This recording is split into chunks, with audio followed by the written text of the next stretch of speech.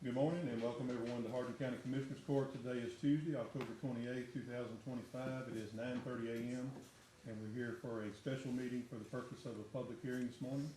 All members of the court are present. This meeting is called to order. Everyone will please rise for the invocation, followed by the Pledge of Allegiance.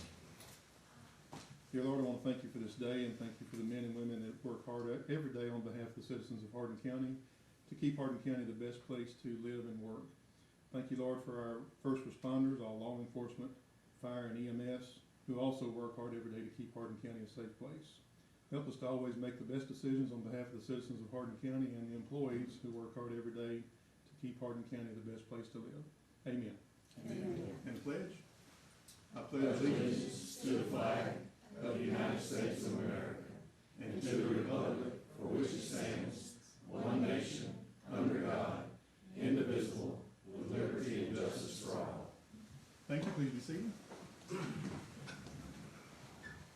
All right, as I said, this is a public hearing today to talk about game rooms. So item number 2 is to conduct a public hearing to receive comments from the citizens of Hardin County concerning banning of all game rooms and gaming machines. We have an ordinance in place. Actually, it's not an ordinance, it's a Commissioner's Court order. There's a proposed amended change to that order. This order was adopted by Commissioner's Court on March 22nd, 2022. If it is amended, it'll be amended today during our regular meeting at 10 a.m. At this time, Sheriff, would you mind coming forward and let's just talk about the reason for the amended order, and then after that I'd open it up to the public to make any comments. Good morning, Sheriff. Good morning. So, just to brief you a little bit, there's been a little movement on the appellate court side on some cases here in Texas that involve what's referred to as 8-liners or amusement machines, go by various names and titles. Our position on this and law enforcement's position is the device itself is illegal, regardless of whether it's an individual, one machine, two machines, in a convenience store, in a game room per se. Our take on that is the device is illegal.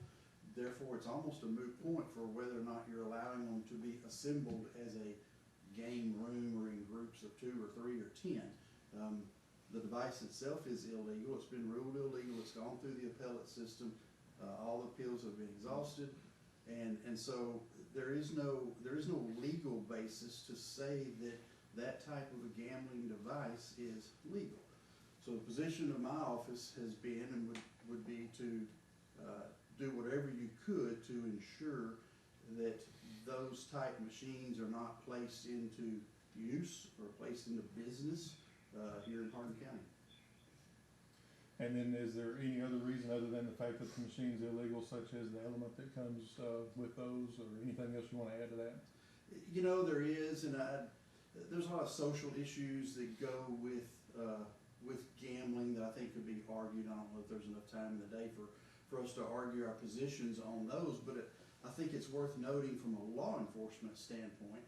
What I can share with you is we see a certain criminal element that's involved around illegal gambling, whether that's an organized effort of one of these machines that it's in a convenience store or in a game room, or whether it's an illegal gambling location for whatever type of illegal gambling. We see a certain element that seems to congregate and gravitate to that, meaning there's substance abusers that we often find when we run raids on those. We find people that have outstanding warrants, and that's not to say that you're not going to find them in other segments or other places out in our community. But it is a coincidence that we're seeing a large number of those with the crime that seems to be present at some of these illegal locations. And, you know, I'll be first to tell you that I often hear an argument that says, well, Sheriff, if they're not doing it here, they're just going to drive across the river and go to Louisiana, and they're going to spend the money over there, and they're going to gamble, and Louisiana's going to make that revenue. My answer to that is yes, that is quite possibly the case. However, the majority of our players that we're seeing on the illegal machines would not be able to make that trip, either one, by financial means, they don't have the money to pay gas to get in a car and drive to Louisiana, or they're already wanted by law enforcement. They're gonna walk into a casino, they're gonna get carded, they're gonna get ID'd. If they win something, they're gonna be ID'd, they're gonna find out that they're wanted, or they may have already been banned from the location. They're not gonna go. We found them and we've asked them, hey, why are you coming here? Why are you not going where it's legal to gamble? And the majority of them's response has been to us out on the scene, well, I can't go over there because I don't have a driver's license to get there, or I've got warrants and they're gonna check me and I get arrested and now I'm in jail in Louisiana. And so, you know, a part of that argument just doesn't hold water in that they're not gonna drive across the river. That criminal element is not gonna do that. They have little to no financial means, and they're banking on that, my last $10, $20, $30, and I'm gonna get rich here at the convenience store. And this is gonna get me back on my feet and it's gonna get me back going. And unfortunately, we just don't see that. We've had cases where we've made raids, where we conducted operations and seized illegal gaming machines in locations that prior to that, we had been there. We had been on scene, law enforcement had been there. We worked to death on an individual leaving an impromptu game room that was set up behind a convenience store out on the east side of Silsbee. There was a disturbance inside, it spilled outside, and as people were leaving, one of the patrons that had been in there gambling ended up losing his life. There's countless stories that law enforcement across the state can tell you about locations where they've run raids that had prior criminal activity, and that was the catalyst. That's what prompted the community to get involved and said, hey, we're tired of this. We're tired of seeing the crime that gets reported at these locations. And again, it goes back to, it's an illegal machine. If the machine itself is illegal, the rest of it, on why it's there or what a person wants to do with it, is beside the point. There's no way to legalize an already illegal gambling device. Question, Thank you. Sure. Sure. Yes, sir. I'm pretty naive on this.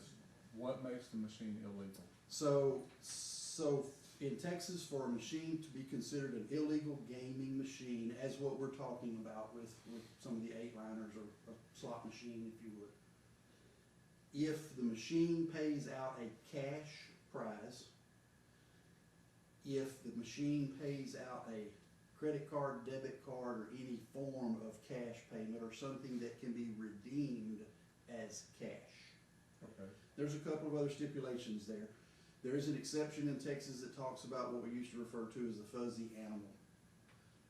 And there was a carve out in the law that said if the prize given was not cash and it was a trinket, a whatnot, a fuzzy animal that was not more than a certain amount higher or multiplied to the original bet that the person, or the wager that the person made.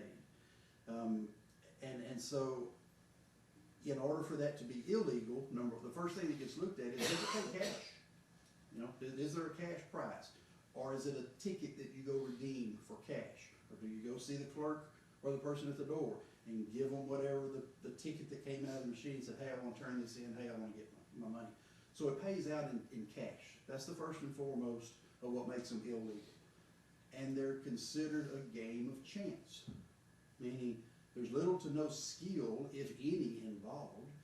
And the AG's ruling has said that even if there is some skill, if there's any part of that is a, quote, chance, then it's considered a game of chance. Game of chance that pays out money is illegal. Thank you. One last quick question. We have these regulations in place. Like I said, we adopted them on March 22nd, 2022. I've got it up on the screen here, the highlighted changes, and I don't know if you or the county attorney want to speak to that legal language there, just kind of what does this change do for our regulations that we have in place now?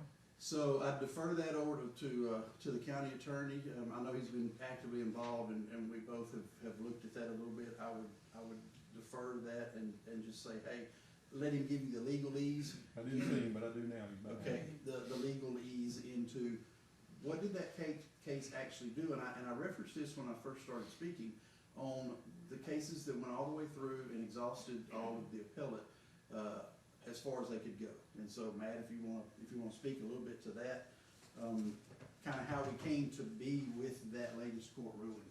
Yeah, so this is the exact regulations that Jefferson County did, and this is the change that they amended, I think it was 2 commissioners courts ago in Jefferson County.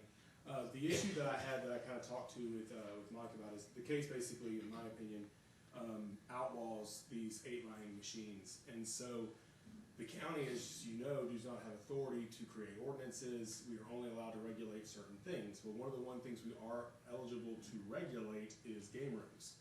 It doesn't allow you to ban gaming entirely, but it does allow you to regulate game rooms. So what Jefferson County did, at least in my opinion, was they went into their gaming room regulations and they said, hey, look, we're not banning or outlawing gaming.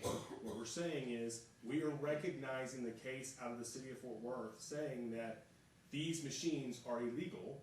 And so we are recognizing that in our gaming room regulations, and so regulating it by putting that, hey, we know these machines are illegal, and so we are going to be acting from a law enforcement perspective, saying that we can go and arrest you or look into cases involving illegal gaming machines. So this is just really, it's not banning anything, it's just showing us that we know and we are recognizing the case out of the city of Fort Worth saying that these machines, these 8-liners, are unconstitutional and illegal. And so law enforcement will then have the authority to go and handle it from the penal code perspective. Matt, I see some city officials in attendance here as well. Whatever action the court decides to take on this, if we implement a countywide ban on these machines, like you said, we don't have the authority to do ordinances. Cities do. Yes. Does our countywide ban also work inside the city, or do they need to do their own ordinances, or? I would not recommend the county doing a ban. I don't Okay. know if you, I don't think you have the authority to do that Right. at this moment in time. I think the only thing you have the authority to do is to regulate game rooms, and by recognizing in the regulations that these are illegal machines and that the law enforcement officers have the authority to go in and act. The cities have the ordinance authority to go in and ban these machines. We, the county, I do not think have the authority at this time to do that. And I've looked into it to the best of my ability. I don't see where you have that authority. But yes, the city has the authority through ordinances to do those types of things. So we regulate them now, and this language just regulates them a little bit tighter. Is that It what you just- would say? It just recognizes that law enforcement has the authority. We understand that the city of Fort Worth case gives them the authority to move forward with any illegal gambling actions that's going on in the county itself. And then these regulations, I think maybe Commissioner Cooper was asking, or if not, I'm asking, are they countywide or just in the unincorporated areas of the county, and each city handles their own regulations inside the city? Got it, all right. Anything else? Thank you very much. At this time, I would open the floor to the public. If anybody would like to come forward and make any comment, please raise your hand. I'll call you up. Come on up, ma'am, if you will. Please state your name and what city you live in, and then make your statement. Thank you. Hi, my name is Heather Yarbrough. I represent and live in Saratoga. I am a recovering addict. I have been sober since 2019. Congratulations. Thank you. I sold a lot of dope, moved a lot of dope. It started out in game rooms. I was running the game rooms before these little areas ever knew what a game room was. I was running out of Houston. I was with the actual cook. So when I tell you I was running dope, I was running dope. I'm not saying that to glorify. I'm letting you know that when I tell you that these game rooms and these games are very much a no-no. Like, this is bringing in this crowd. This is that crowd that I was in. This is how I met that cook. I didn't know him because I was a small town country girl who actually went into a town with a friend, and I'm a social butterfly, like a lot of people are. And I ended up meeting someone there, and there was a lot of those someones there. I've watched Liberty County go from an actual good little area to a very horrible area. You can walk into convenience stores and you can see little baggies of dope, empty bags. You can see needles laying on the ground. During my first year of sobriety, I had anxiety going into that town because I would literally see these things. And when you walk in the store, it was game rooms. And I knew they were there because I used to run those game rooms. I even sold dope in those game rooms. These game rooms are not a good thing. Everything that the sheriff said is absolutely right. And I'm here pleading that y'all please, I understand there's some that are good people that just like to gamble, but we have that one in Livingston. They can drive to Livingston. Normally, those type of people have jobs. They have, means to get there. He was absolutely right on the fact that these people are normally running from the law. They do not have money. This is not a good thing for our county at all. I walk into the store in Super Pack, and it's sickening how those people are in that little corner and they're just all over the place. I don't even take my grandchildren in there. I'm currently raising my grandchildren because my daughter is suffering with drug addiction.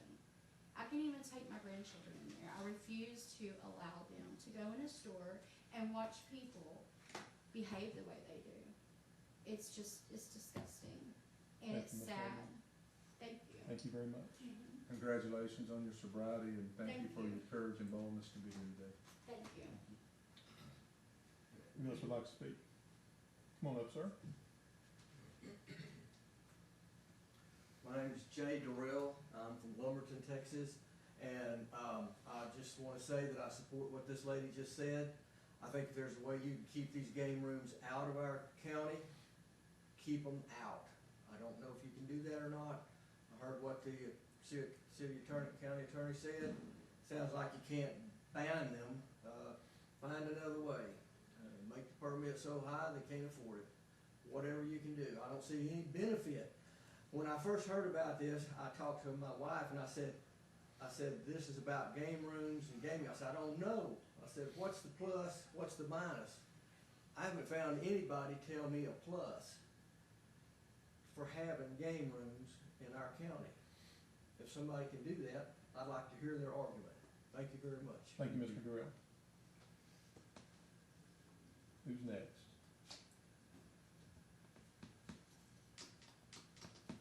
Anyone else like to speak? Move to adjourn. Just one more call. Anyone else like to speak for or against? Have a motion on the floor to adjourn. Second. Have it seconded by Commissioner Cooper. All in favor? Thank you. We are adjourned. We will be back in session.